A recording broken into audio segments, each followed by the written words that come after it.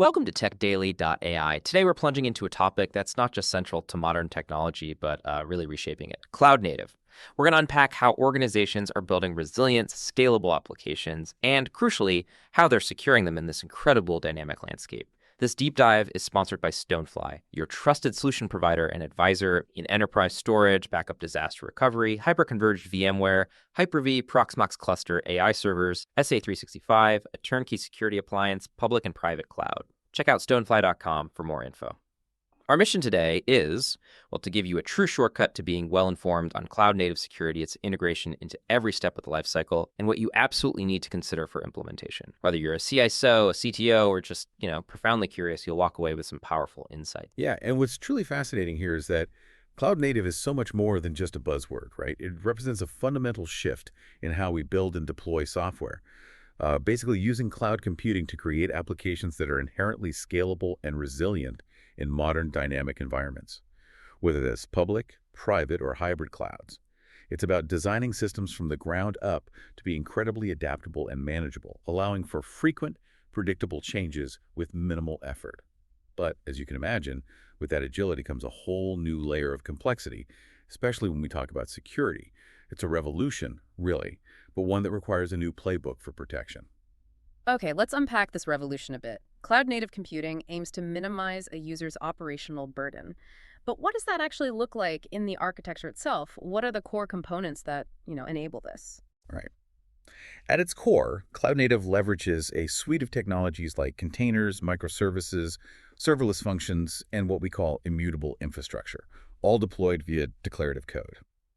Think of it as breaking down a giant monolithic application, traditionally a single huge block of code, into many smaller independent services. Kind of like individual Lego bricks, each microservice focuses on a single business capability. And this isn't just about neatness, it dramatically enhances modularity and scalability. And when I mention immutable infrastructure, imagine baking a cake.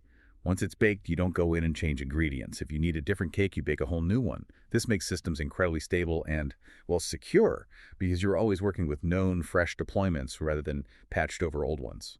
So if one of those Lego bricks, one small service, has a problem, it doesn't bring down the entire system. That sounds like a massive boost to reliability, especially for those always-on platforms we all relied on today. Can you give us a quick example, maybe, of how that modularity truly saves the day? Precisely. Exactly. This loosely coupled nature is one of his primary advantages. I remember a retail client who, during a Black Friday sale, had an issue with their recommendation engine microservice. In a monolithic app, that might have crashed the entire shopping cart experience, just stopped everything. Oh, wow. Yeah. But because it was cloud native, only the recommendations flickered for a bit. The customer could still browse, add to cart, check out, no problem. It allowed the system to scale seamlessly during those sudden spikes in demand, preventing issues from cascading across the entire system. And for orchestrating all these containerized applications, Kubernetes has really become the de facto cloud operating system, making it much easier to deploy, manage, and scale them efficiently. Now, we often hear cloud native and serverless mentioned in the same breath, almost interchangeably sometimes. Are they two sides of the same coin, or are there fundamental differences we should be aware of? That's a really important distinction, yeah. And it often trips people up. While they both abstract away underlying hardware, the main difference really lies in the level of abstraction. Cloud native, using Kubernetes and containerization, abstracts the infrastructure up to the operating system level, so you're still managing things like containers. Serverless computing, on the other hand, abstracts even further. It handles all infrastructure provision and maintenance. As a developer, you focus solely on writing code for specific functions. You don't even think about containers or servers. It's kind of like having a butler who not only bakes the cake, but also buys the ingredients and cleans the kitchen afterwards. Okay. So serverless offers more simplicity for developers because there's less to manage, but cloud native offers more control and architectural freedom to the enterprise. For an organization weighing these options, what are the key trade-offs they really need to consider beyond just simplicity versus control? What else comes into play? That's a great way to put it. Serverless can lead to significant cost savings and incredible platform elasticity. You literally only pay for the compute time your code is running, which is amazing. Right. However, that often comes with a higher risk of vendor lock-in because you're deeply tied to a specific provider's serverless platform and its, proprietary services. Oh, okay. Lock in. Big concern. Definitely. Cloud native, While it does require more control over the infrastructure layer from the enterprise, meaning you have more to manage, yes, offers far greater flexibility. Flexibility across diverse environments, including hybrid and multi-cloud strategies. Yeah. This architectural freedom helps you avoid that vendor lock-in.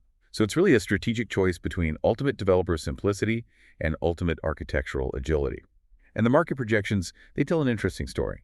Cloud-native tech is expected to exceed serverless in market size, reaching something like $38.5 billion by 2027, compared to $21.1 billion for serverless by 2026. Which indicates where many businesses are placing their long-term bets for flexibility and control. Yeah, this is where it gets really critical for me. How do we actually secure these complex, dynamic, cloud-native applications? It feels like the old ways, perimeter-based security, are simply crumbling under the demands of these constantly changing environments. You've absolutely hit on the core challenge. Cloud-native security requires a paradigm shift. Definitely. We're moving security closer to the dynamic workloads themselves, identifying them by attributes and metadata, rather than relying on static IP addresses that, frankly, barely last minutes anymore. Right. This means injecting security throughout the entire application lifecycle, not just bolting it on at the end. Can't do that anymore.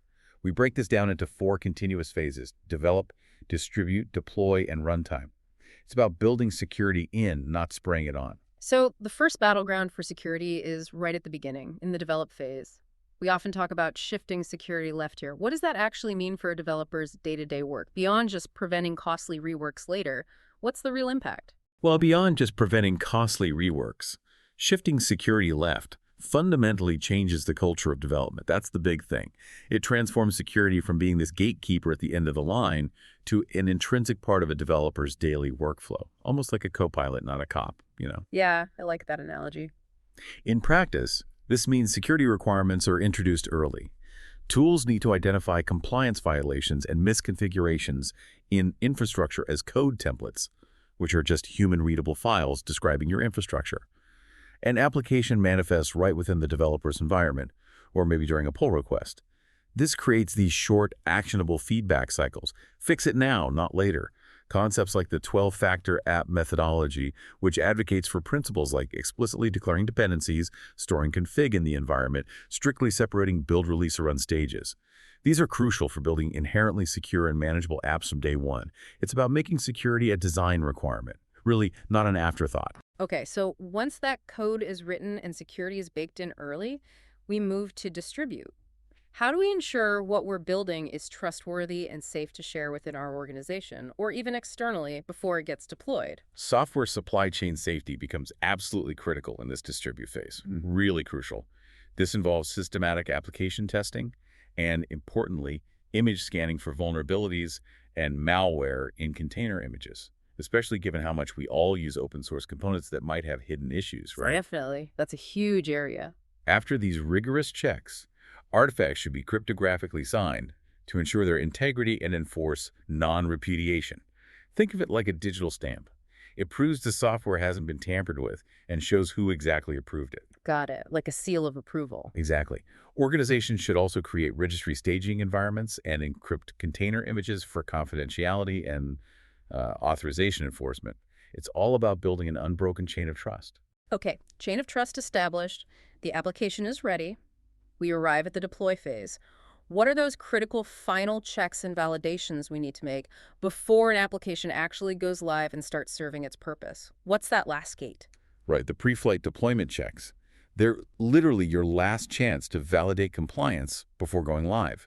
This includes verifying those image signatures and integrity we just discussed, ensuring image runtime policies are met, validating container runtime policies like what resources are they allowed to use, and confirming the trustworthiness of the host server itself. Can we trust the machine it's running on?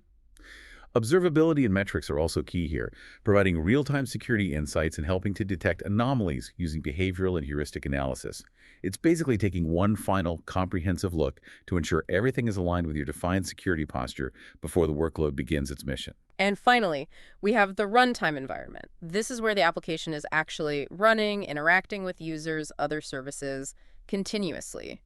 How do we secure something that's always in motion, always changing? That seems like the hardest part. It is dynamic, yeah. The runtime phase encompasses compute, access, and storage. And it requires continuous monitoring and securing from process, file, and network perspectives. Best practices include using container-specific, read-only operating systems to reduce the attack surface.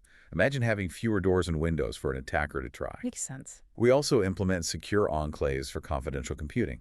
These are isolated, trusted execution environments for sensitive data, and enforce strict security policies and resource limits to prevent resource exhaustion from, say, misbehaving workloads. It's about constant vigilance and containment. When you have thousands of microservices constantly communicating in that runtime environment, how does that fundamentally change our approach to network security? What kind of communication policies become absolutely critical here? That's a profound shift, yeah. The traditional network perimeter largely disappears in cloud native. It's just not there in the same way. The perimeter for microservices is often the microservice itself. Okay. This means implementing zero trust in the microservice architecture becomes paramount. Zero trust means never trust, always verify. Every interaction, even between internal services, must be authenticated and authorized. No exceptions. Right. Assume breach. Exactly. This drastically reduces the blast radius if one service is compromised, preventing lateral movement of attackers. Network policies, often enhanced by a service mesh, which acts like a smart traffic controller for all those microservice communications, ensure only sanctioned communication occurs. And data in motion encryption is vital, of course. Runtime detection tools should leverage system calls and network traffic monitoring to identify unexpected or malicious behavior, including those tricky, time-delayed threats designed to bypass initial checks. So, pulling all these threads together now, what does this all mean for building a truly secure cloud-native ecosystem? What are the overarching principles that guide this entire journey to make sure it's not just a collection of tools, but a cohesive strategy? Sure. Several key principles underpin robust cloud-native security. First, secure defaults. Security has to be a design requirement and the default state for any component. No more leaving services wide open by mistake. That sounds fundamental. It is. Second, least privilege. This is paramount. Applied at every single layer of the stack, from individuals to processes within containers, often using tools like mandatory access control to really lock things down. The surprising challenge here sometimes is managing that hyper-granular control without creating operational gridlock. But when done right, it makes breaches incredibly difficult to exploit broadly. Third, supply chain security. We touched on this. It's vital. Requires authenticated and verified parties at every stage, from source code to deployments. This often leverages software bill of materials, or SBOMs, essentially that nutrition label for your software, listing every component. Right, the ingredients list. Exactly. And attestations, which are verified proofs that specific security checks were indeed performed during its creation, building trust through evidence. And what about automation? We hear a lot about GitOps in this space. You mentioned it briefly. Is it becoming the standard? GitOps is rapidly becoming the gold standard, yeah, for cloud-native infrastructure automation. It uses Git repositories like GitHub or GitLab as the single source of truth for declarative cluster management. This means your desired state for infrastructure is defined in code, stored in Git, and then continuously applied. Okay. It enabled automated drift detection and correction, where the system constantly checks if the running environment matches what's in Git and corrects it if not, which is powerful. Very cool. It significantly increases deployment safety with version-controlled infrastructure changes and provides crucial audit trails for compliance. Tools like Argo CD and Flux help make these workflows seamless. We also definitely need to talk about protecting against specific high-profile threats, like ransomware. It remains a constant, terrifying concern for organizations. How does cloud-native security specifically fortify defenses against that? Yeah, ransomware is indeed a huge concern, and cloud-native environments are not immune. Anyone thinking they are is mistaken. Preventing these attacks involves foundational capabilities, things like secure baselines, consistent patching, robust configuration management, and regular security assessments. The basics still matter a lot. Right, fundamentals first. Absolutely. Defense in-depth strategies are crucial, including microsegmentation, breaking your network into tiny, isolated zones, and behavioral analysis for network segments to spot unusual activity. Critical steps include securing data encryption keys, limiting communication paths with those zero-trust principles we talked about, and maintaining regularly tested off-site backups that are scanned for malware before being stored.